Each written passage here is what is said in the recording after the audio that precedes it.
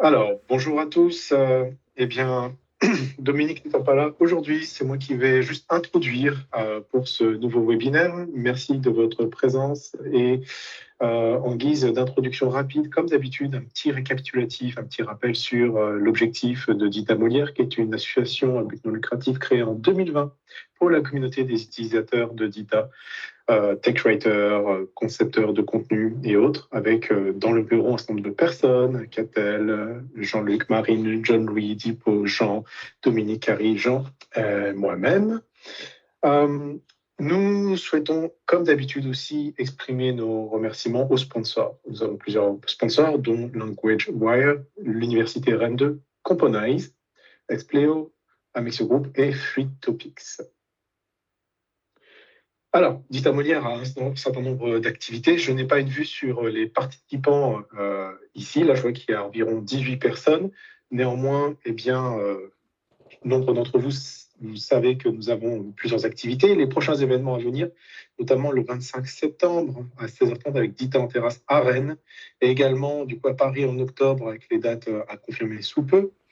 Nous avons également en octobre un webinaire prévu sur les revues de contenu. Et puis le 26 janvier 2026, eh bien, le grand événement Dita Molière avec série de conférences qui sera planifiée. Et puis évidemment, il y a aussi régulièrement des articles publiés, traduits, rendus disponibles sur notre site dita-molière.org. Aujourd'hui, nous avons le plaisir de recevoir Luc Girard, qui va nous parler du coup de comment construire une stratégie de gestion de contenu qui transforme votre équipe. Luc, merci beaucoup de cette proposition. Nous sommes ravis de t'avoir. Avant de te laisser la parole, je voudrais juste préciser que si vous avez des questions, n'hésitez pas à les poser dans le chat. Et puis, nous ménagerons un certain temps avant la fin, justement pour pouvoir répondre aux questions et puis recevoir vos retours. Donc, je coupe le partage. Luc, je vais te laisser à ton tour, du coup, partager ton écran. Et merci, Gaspard. Le micro est à toi. Alors, je vous montre ça tout de suite. Il vaut mieux que je le trouve avant. C'est pas celui-là, c'est celui-là. Est-ce que tout le monde va bien? Oui, on voit les slides. Ok. Ouais, sans plus tarder, alors je vais me lancer. Donc, merci à tous d'être là. Donc, aujourd'hui, effectivement, je vais parler de stratégie de gestion de contenu dans le cadre du contenu structuré, mais aussi de manière plus générale, puisque justement, le but de cette présentation est de montrer que la stratégie a son importance en plus des outils. Je me présente rapidement d'abord. Donc, je suis Hugues Girard, je suis responsable succès client chez Componize depuis un petit peu plus d'un an maintenant. Je suis aussi rédacteur technique d'ITA en parallèle du coup de cette première fonction et aussi de formation puisque j'ai suivi le master de rédaction technique de Rennes. Et donc, pour resituer Componize, c'est un éditeur de logiciels depuis 2008 qui propose notamment Componize CCMS et aussi depuis peu Componize Review. Nous avons des utilisateurs assez variés, notamment donc beaucoup de rédacteurs techniques, mais aussi des rédacteurs qui sont plutôt dans la publication de contenu et dans des domaines, dans des secteurs d'industrie qui sont aussi très variés. Donc, de l'appareillage médical, l'automobile, en passant par le logiciel ou les micro-composants. Donc voilà, on a une grande variété d'utilisateurs qui sont ravis de notre CCMS. Alors aujourd'hui, on va parler donc rapidement de Dita, même si je pense que la plupart des gens présents voient très bien de quoi il s'agit, donc je passerai ça rapidement. Et j'en soulignerai aussi les limites justement pour ensuite rebondir et parler de ce que la stratégie de contenu peut compenser dans les limites des outils. Étudier un petit peu ce que ça peut apporter en termes de productivité, mais aussi en termes de confort de travail. Et donc explorer les leviers d'organisation et humains. Et enfin, un petit passage pour faire le point sur sa propre stratégie et voir comment justement démarrer, soit redémarrer pour l'améliorer. Donc, tout d'abord, comme je l'ai dit, je vais présenter rapidement DITA, les outils. Donc, le contenu structuré, DITA, on parle donc bien de l'architecture d'information darwinienne, qui est donc un standard XML pour la documentation technique, mais pas que. Comme je l'ai dit juste avant, on voit aussi des utilisateurs qui utilisent DITA pour d'autres contextes. Il y a beaucoup d'avantages, donc, que je pense, comme je l'ai dit, vous connaissez bien. La modularité, donc, qui permet de mieux structurer son contenu, de le faire évoluer plus facilement. La réutilisation, qui évite de dupliquer les informations et qui donc va assurer une meilleure cohérence.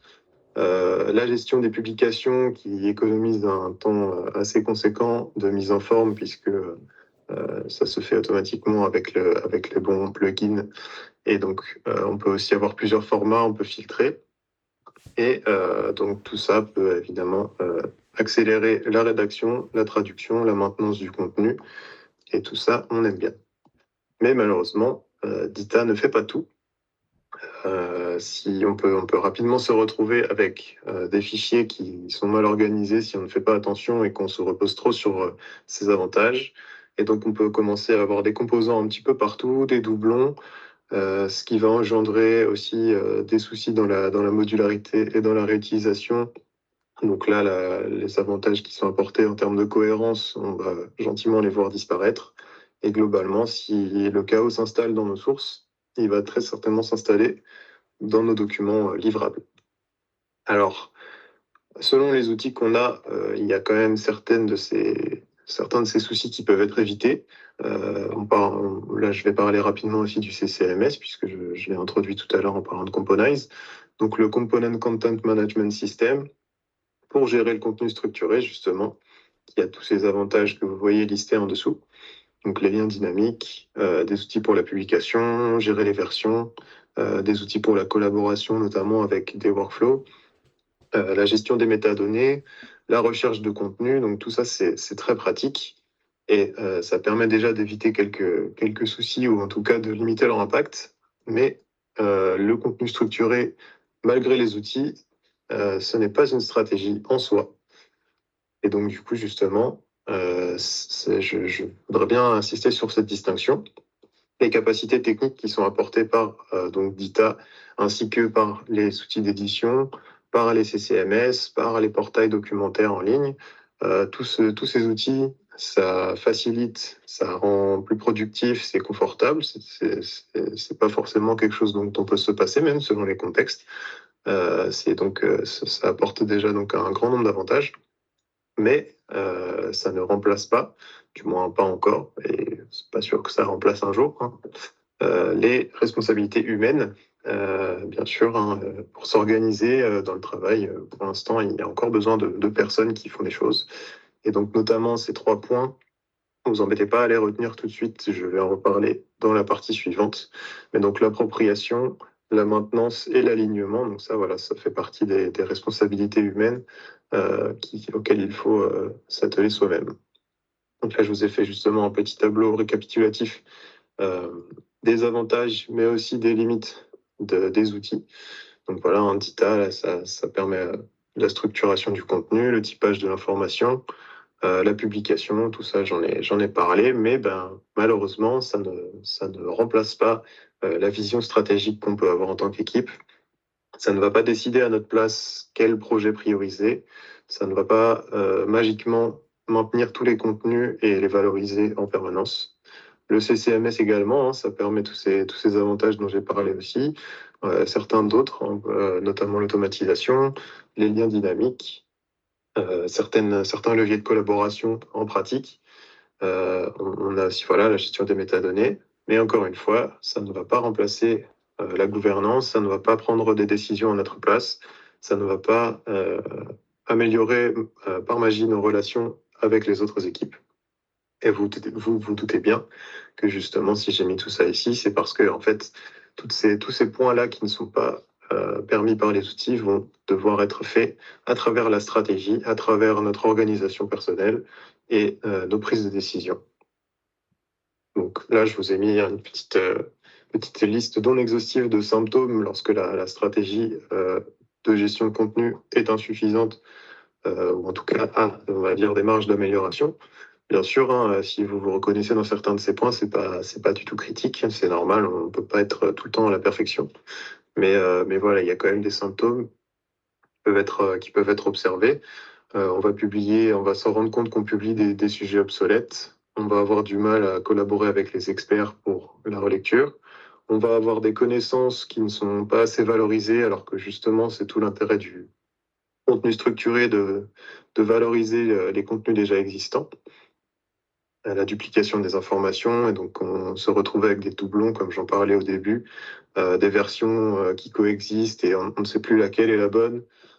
On est perdu dans nos métadonnées, donc on va avoir des défauts dans les indexations et dans la recherche. Voilà, une équipe de documentaires sous l'eau, avec une dette documentaire. Donc ça, on a de plus en plus de documents dus qui s'accumulent et on est obligé de choisir lesquels prioriser et on n'arrive pas à tout faire. Et un support utilisateur qui s'engorge puisque toutes les connaissances qui sont fausses, obsolètes ou inexistantes dans les documents publiés, bien sûr, ça fait des questions qui sont posées par les utilisateurs. Donc justement, comment est-ce qu'on commence à voir tout ça? Qu'est-ce que la stratégie de contenu peut apporter pour éviter tous ces symptômes? Là, voilà, je reparle des points dont j'ai commencé à parler tout à l'heure. Le premier étant l'appropriation, que je définis par la question suivante. Qui est responsable de quoi? Donc ça, c'est un point qui est assez important, notamment pour éviter d'avoir des contenus qui tombent dans l'oubli. On va définir les responsabilités pour chacun. C'est pas dans le but de taper sur les doigts si jamais il y a un problème, c'est surtout pour être sûr qu'on couvre la totalité de son contenu et qu'il n'y a pas des éléments qui restent un petit peu sans attention. Donc ça va surtout concerner l'équipe des rédacteurs, évidemment. Il y a plusieurs façons de faire. On peut s'approprier les contenus par expertise. Par exemple, le rédacteur 1 va se spécialiser sur un produit ou une gamme de produits. Et rédacteur 2 va faire la gamme suivante.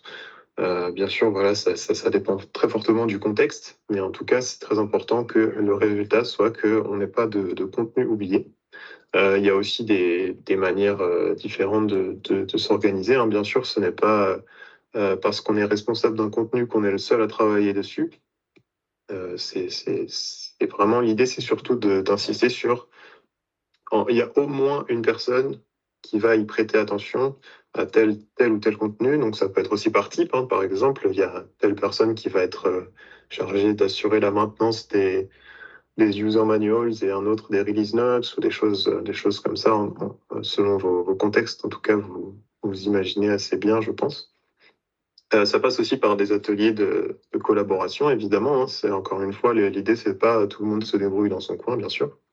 Et des rapports d'équipe, donc pareil, pour que, même si on a quand même un responsable principal par contenu, tout le monde est quand même peut être à peu près conscient de ce qui se passe, soit par des rapports écrits, soit par des réunions, etc.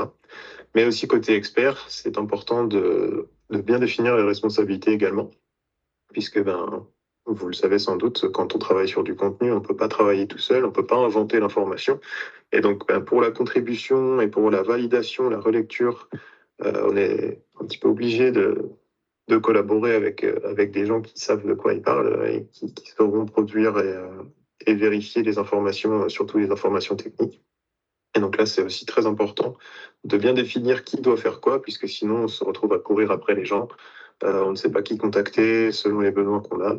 Donc voilà, c'est cette notion de responsabilité, encore une fois, pas dans le sens on tape sur les doigts si c'est pas fait, mais surtout on sait qui contacter en cas de besoin.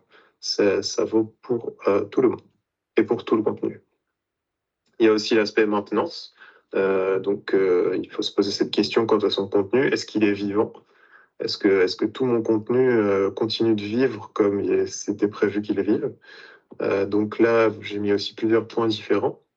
Le seuil de réévaluation, c'est quelque chose qu'il faut définir dès le départ. Il faut se poser la question, quel type de contenu, à quelle fréquence est-ce qu'il va falloir que je vérifie qu'il est toujours pertinent, toujours d'actualité, que les informations qu'il contient sont toujours valides.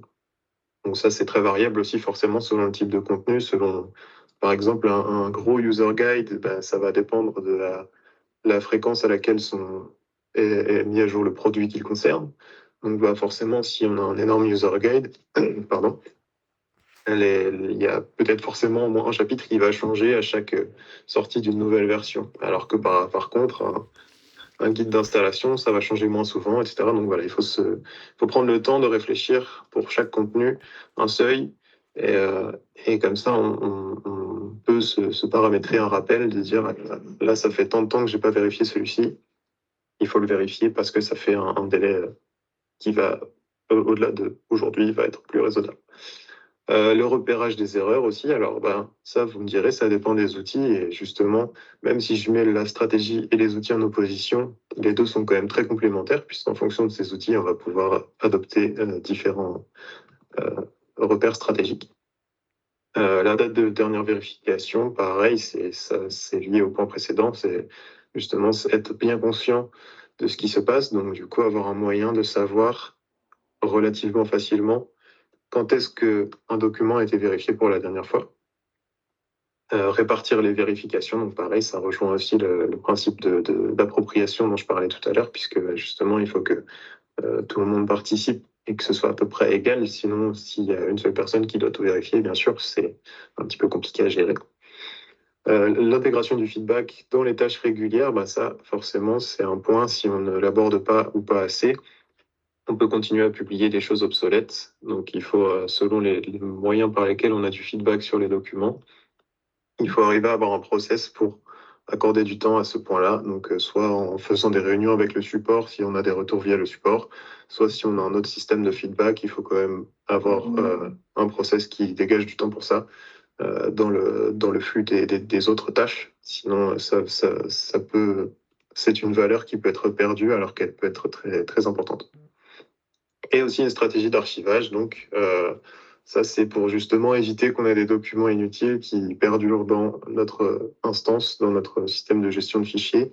Et dans le cadre du contenu modulaire, forcément, si on a des composants qui ne servent à rien, mais qu'on hésite quand même à les utiliser, on perd du temps.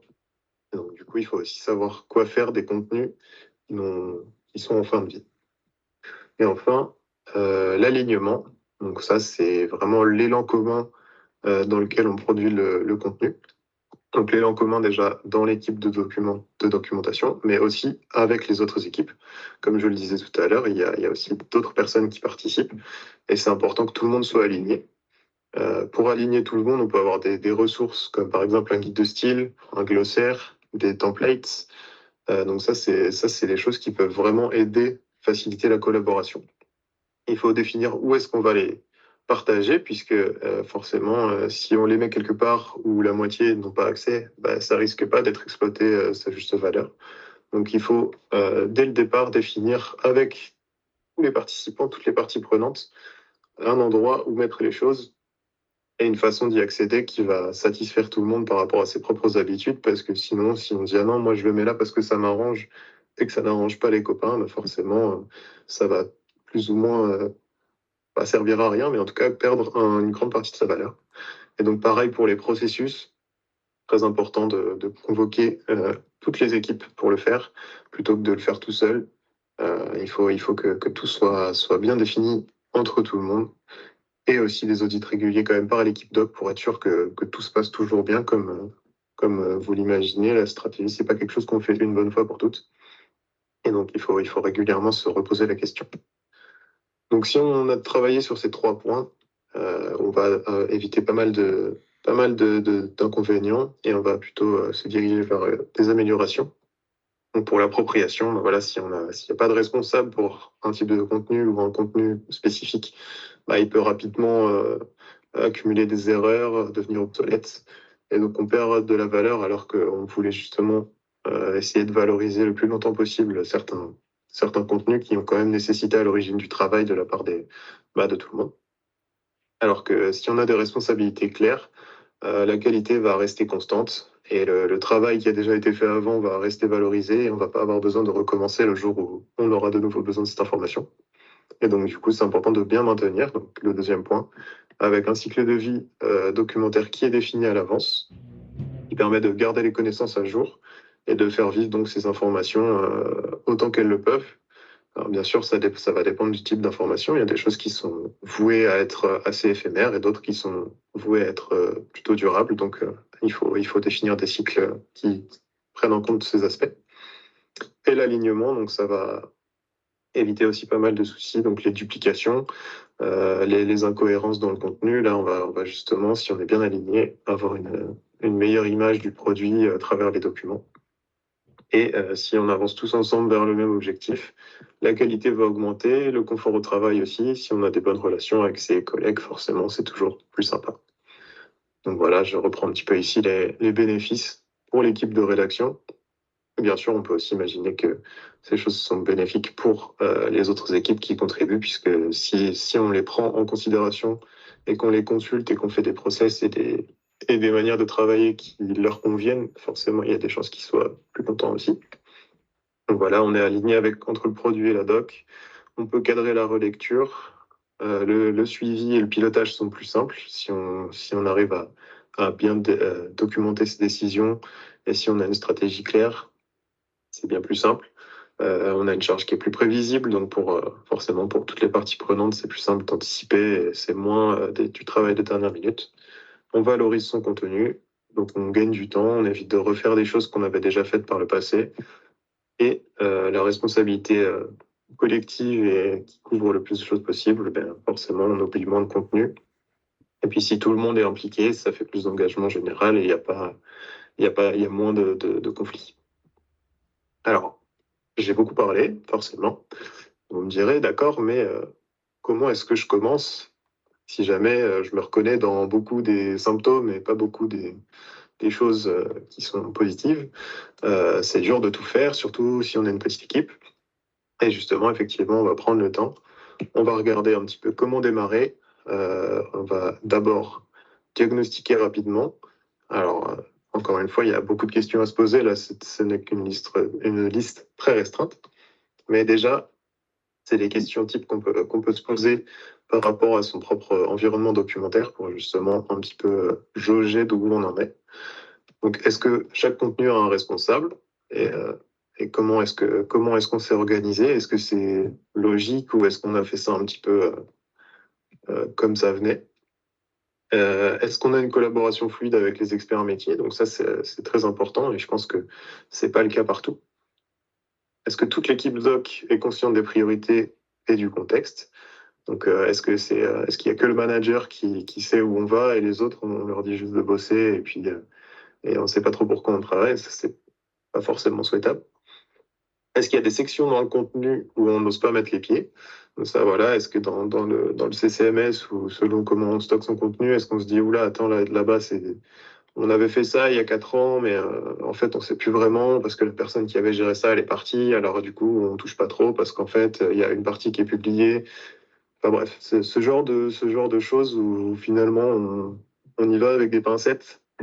Et c'est un petit peu dangereux parce qu'en fait, on ne sait même plus si c'est toujours pertinent ou pas de maintenir ces choses. Et est-ce qu'on découvre parfois des contenus qui sont publiés alors qu'ils sont obsolètes complètement par hasard?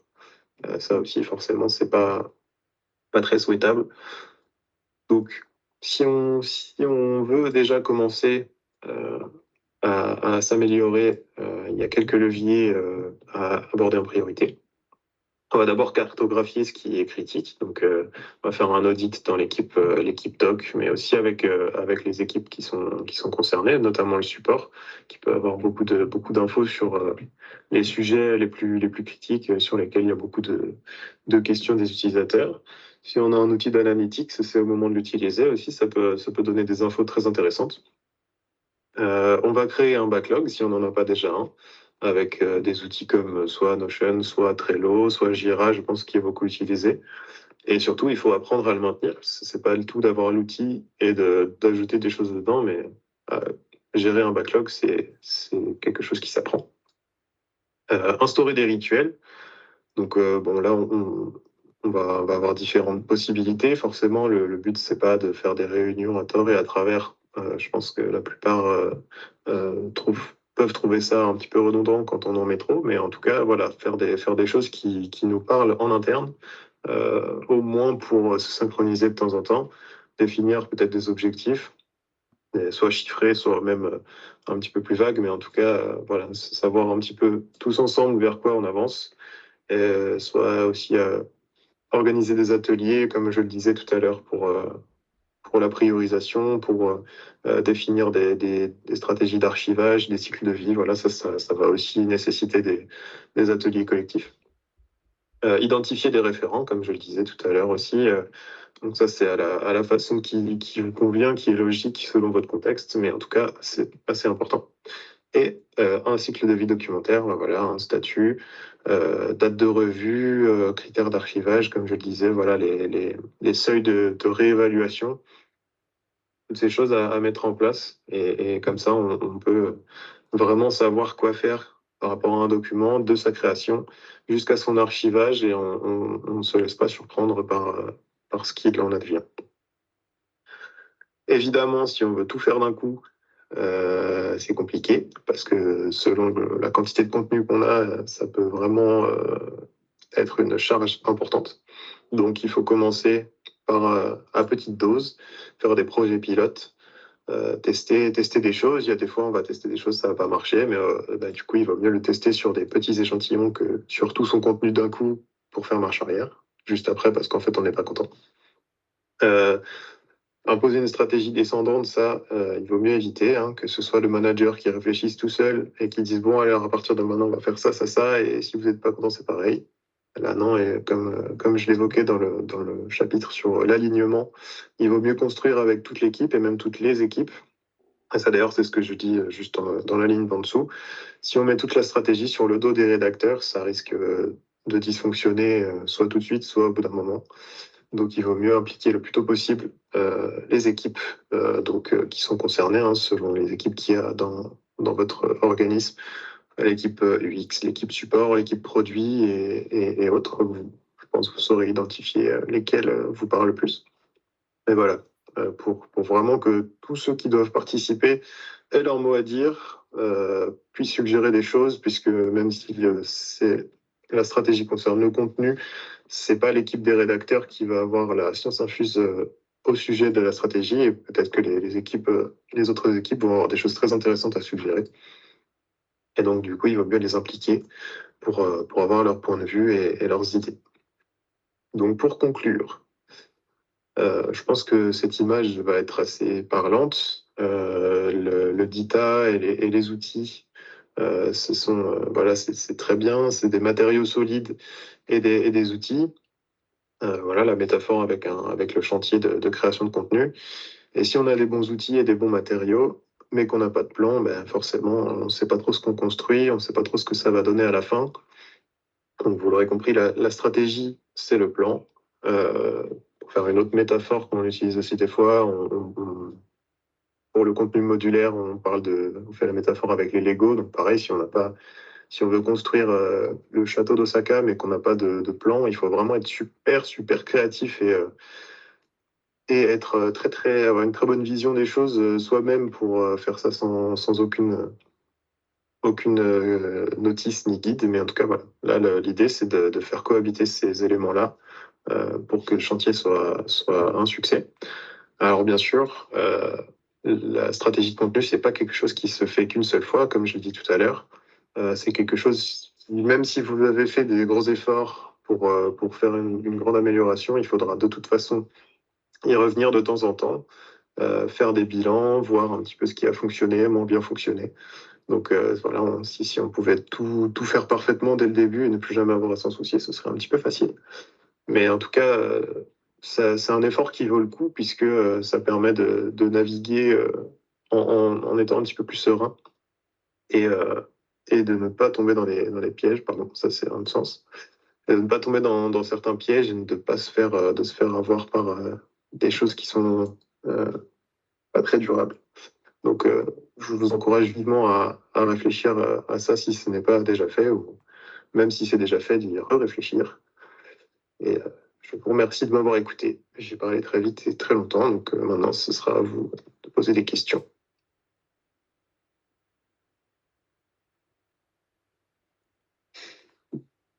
Merci beaucoup. Merci beaucoup, Luc. Je regarde ici dans le chat, il y a des questions.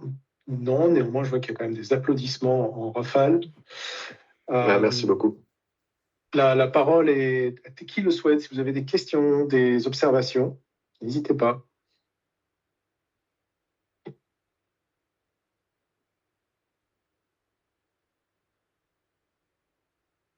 Nicolas Philippe qui dit merci pour la presse. Alors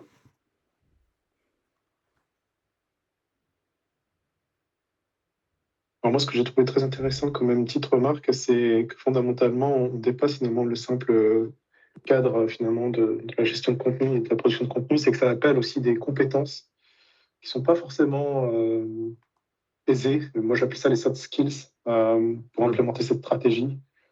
Avec notamment, il y a une dimension, il faut avoir une forme de leadership, être capable quand même d'entraîner avec soi, d'expliquer, de faire preuve de pédagogie.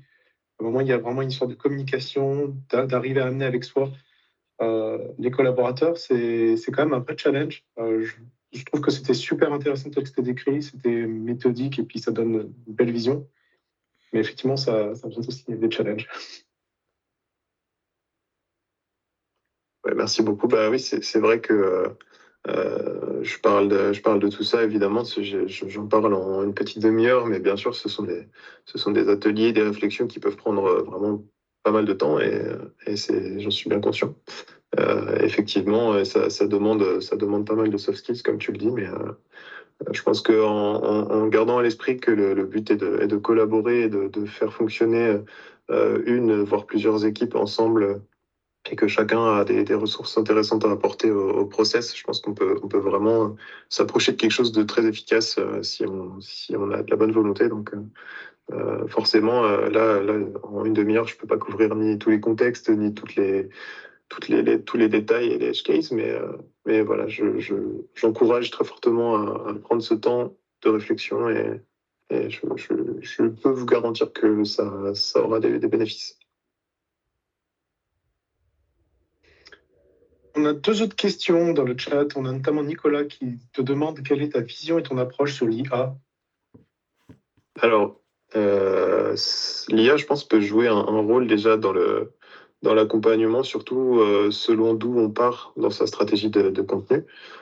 Si on est justement un petit peu dans le flou et qu'on ne sait pas par où commencer, déjà on peut avoir des assistants, de l'assistance par l'IA pour nous aider à structurer. On peut justement voilà, s'en servir comme un conseiller virtuel, entre guillemets.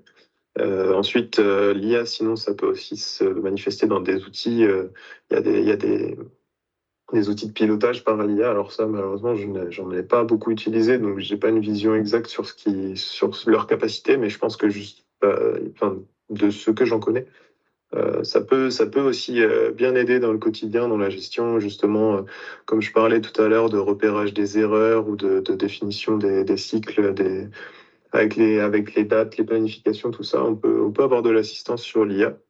Évidemment, il faut quand même qu'il y ait une responsabilité humaine derrière tout ça. Ça, c'est un petit peu comment dire, l'idée de la présentation, hein, c'est que certes, DITA et le CCMS, ils n'ont pas une intelligence entre guillemets comme de l'IA, mais même avec quelque chose de plus intelligent, ça remplacera jamais totalement l'humain. Mais en tout cas, je pense que ça peut apporter pas mal de clarté, surtout selon d'où on part et comment on se sent par rapport au projet de définition de la stratégie.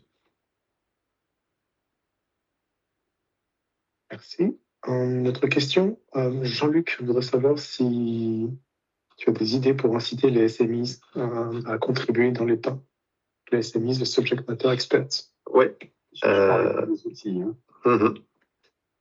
Oui, ben les SMEs, forcément, c'est un point qui peut être critique dans certains contextes, notamment oui pour la contribution, pour la relecture.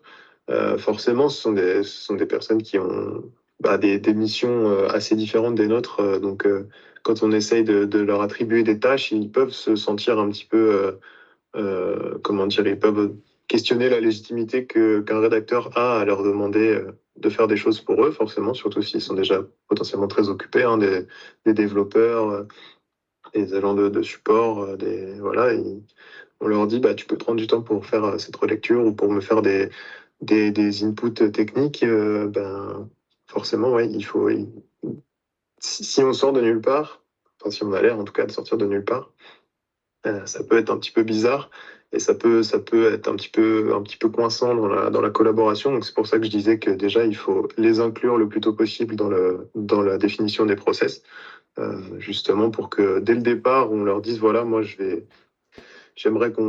besoin de produire tel contenu. Forcément, moi, je peux pas inventer la connaissance et c'est toi qui vas détenir cette connaissance. Est-ce que tu acceptes de me fournir la connaissance? Quelles seraient tes conditions? Et voilà, c'est déjà d'aménager cet espace de collaboration ensemble et pas de décider tout seul dans son coin et de mettre les SMIs devant le fait accompli. Je pense que ça, déjà, ça peut grandement aider.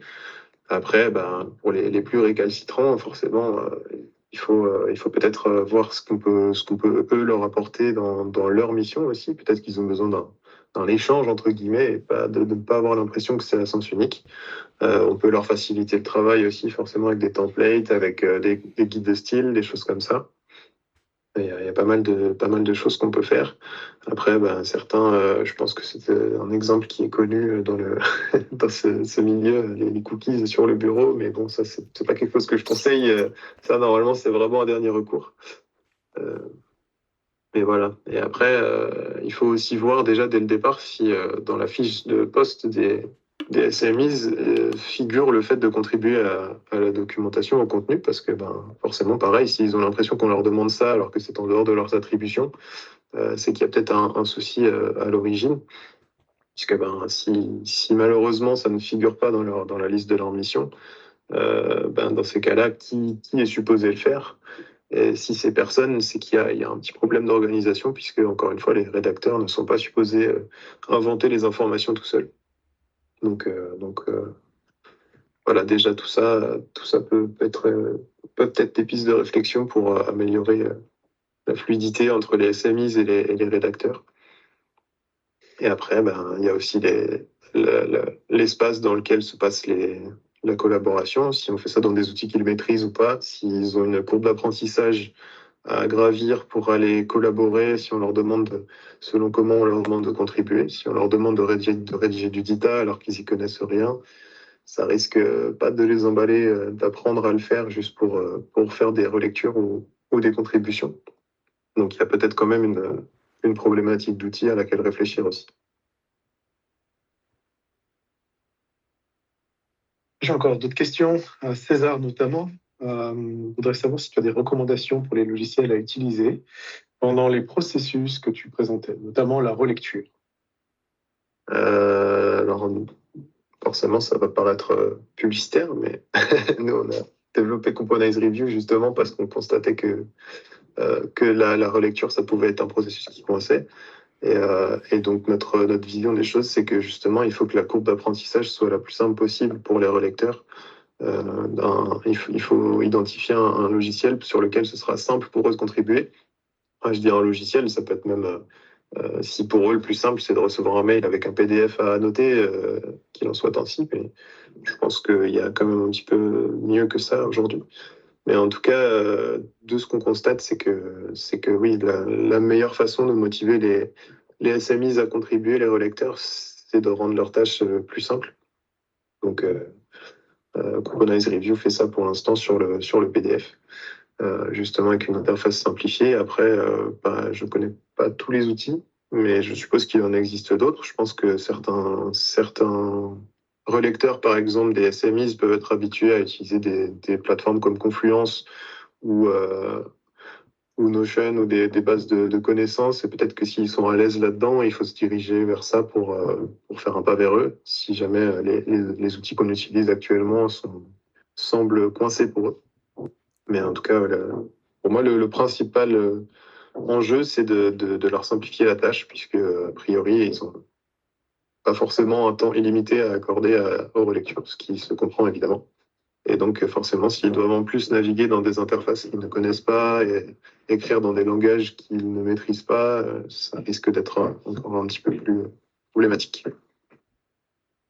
Oui, En l'occurrence, César, j'espère que du coup, ces retours aident. En l'occurrence, oui, parce que César a mentionné que notamment, ils utilisaient, apparemment, ils ont dû arrêter, mais ils utilisaient oxygène fusion. Ok. Et encore une question, si nous avons le temps, je pense qu'on a le temps. Oui. Une question relative notamment au contenu multilingue. Alors, la question est de David. Est-ce qu'il y a des projets de développement pour intégrer des moteurs de traduction tels que DeepL ou ChatGPT directement dans des CCMS pour faciliter le processus de mise à jour de contenu multilingue? CCMS a été mentionné, Componize notamment. Notamment. Alors, déjà, je peux parler pour Componize. Ce n'est pas quelque chose qui est prévu dans l'immédiat d'intégrer ça directement dans l'interface. Mais par contre, je ne dois pas m'avancer. Je suppose que d'autres CCMS pourraient avoir ce type de projet. Oui, j'imagine que c'est quelque chose qui s'envisage. Parce qu'effectivement, on se doute que ce sont des outils qui sont souvent utilisés en complément de la rédaction de contenu. En tout cas, dans Componize, on n'a pas encore prévu d'intégrer directement ces outils-là. Dans le cadre du delivery, il y a des solutions effectivement de traduction à la volée, à l'aide justement de l'LM. De mon point de vue par rapport à Futopic, c'est effectivement quelque chose qui se fait. Effectivement, oui. Et puis Jean-Luc qui a une autre question encore. Donc Jean-Luc qui écrit: je note la piste de la vérification des fiches de poste des SMIs. La contribution à la documentation est-elle explicite? Sinon, c'est peut-être un point à actionner. Effectivement. Ok. Donc, est-ce qu'il y a d'autres questions ou des réactions?